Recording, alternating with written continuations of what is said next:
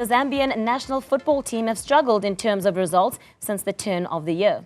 Now, their struggles continued into the COSAFA Cup, where they're currently languishing at the bottom of Group B as they prepare to face Comoros later today.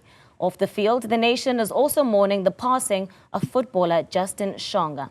A recently crowned Zambian Sports Journalist of the Year, Chikenge, joins me now to zone in on the state of Zambian football. Thank you so much for joining us. A good morning to you, Calvin. Perhaps a good place to start would be that performance at the COSAFA Cup, a game coming up later today, but it's been 2 defeats for the Zambian side. What do you make of their performance so far?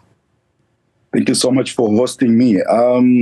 It's been very disappointing. That's not what we expected. We actually did expect that we are going all the way to defend the COSAFA Cup, but unfortunately, that has not been the case. But again, some of us saw it coming because the team didn't prepare as much as we expected. I think they've been in camp for just like 4 days.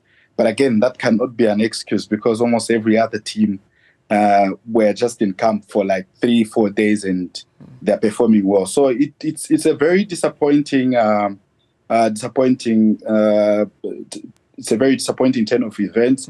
You know, COSAFA is like our birthright here in Zambia. You don't lose COSAFA.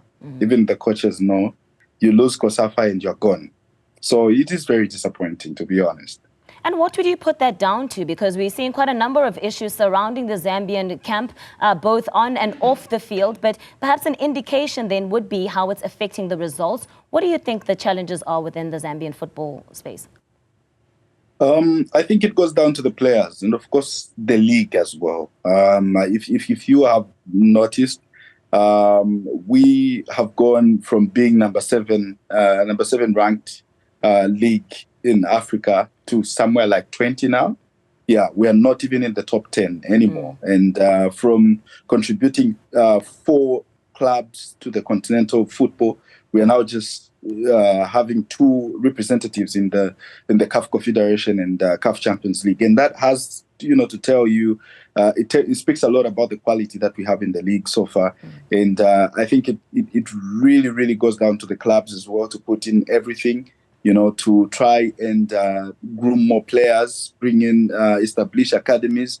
And when we talk about academies, we're not just talking about any other academy, but quality academies with proper, qualified coaches that will begin to train these young boys to take up, roles in these clubs. So it goes down to the clubs and everyone involved in the administration of football. Of course, we cannot point fingers at one person or individuals, but I think it's a collective effort that is needed from the clubs, from FAS, and everyone, the soccer fans, and the players themselves, because of late you could tell that the passion is not there anymore. Some of the players do not have that passion to fight for the national shirt. So it is quite disappointing, and we have to bring back that passion again. If you remember, the Christopher Katongos of this world, Emmanuel Mayuka that lifted the Africa Cup, they were so passionate, and yet that team did not have the best players like we have today.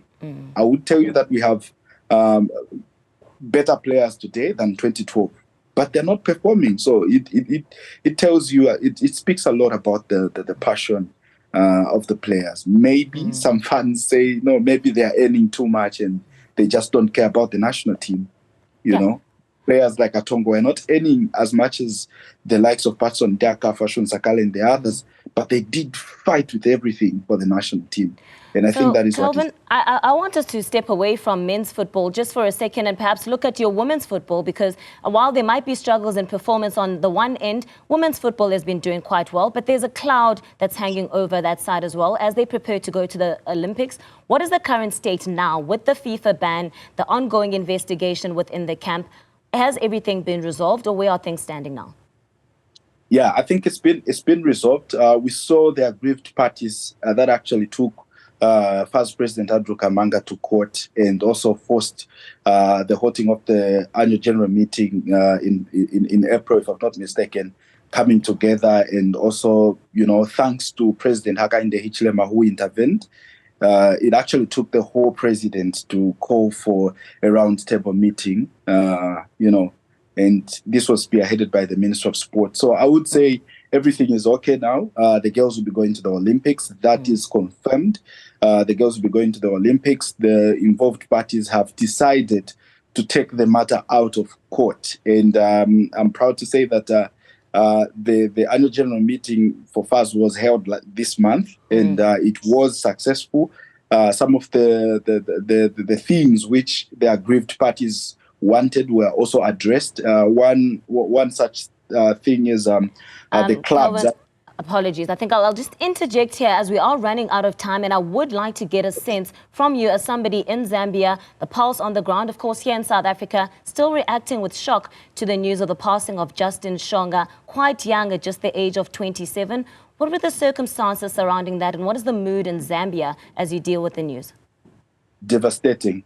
It's a very, very sad thing that we've lost a young player of of his quality. Shonga was looking to bounce back to the national team. I remember the last time I interviewed him was I think a month ago, and he was like he wanted to come back in Zambia and play for the national team. It's very sad.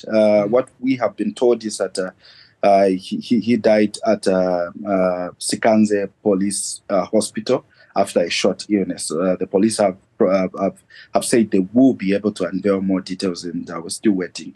Yeah, so it's a very sad thing. Very, very sad. Very sad indeed, and I think that's where we'll leave it. Thank you so much for joining us. That's Calvin Chikenge, of course, who's a journalist in Zambia, just giving us a sense of the latest in Zambian football and, of course, the tragic news of Justin Shonga's passing.